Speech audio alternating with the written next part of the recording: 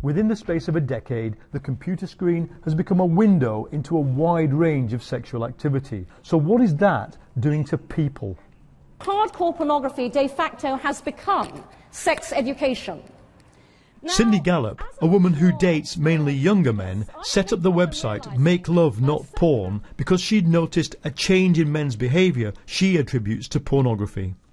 many women have said to me, and by the way I've experienced this myself, that on their very first sexual encounter with someone that they were dating, they found themselves being addressed with the language that you hear in porn films, which is fine if over time you've agreed you're both into that kind of thing, but can be a real shock and very jarring and discordant when that happens unexpectedly the very first time you go to bed together. Though it's illegal to provide porn to minors, they do see it, and some who study it are concerned about its effects on adolescent males. Years ago, when a boy, hormones raging, would find his father's Playboy, he kind of got glimpses into a world of coy smiles, women, bent over smiling in a cornfield.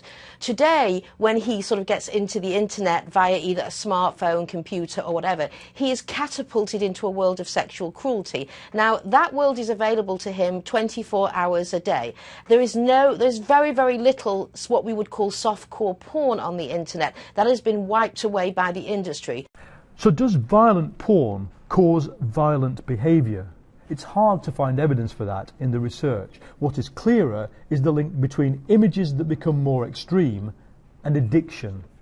Paula Hall is a psychologist who treats people for sex and porn addiction. What pornography is doing is giving us what's known as a supernormal stimuli.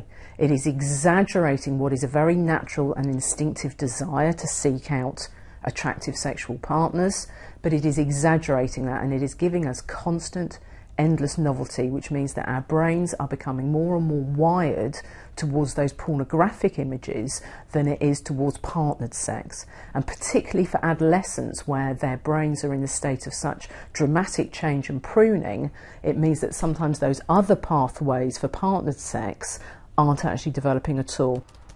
Other psychologists dispute the very possibility of sex addiction.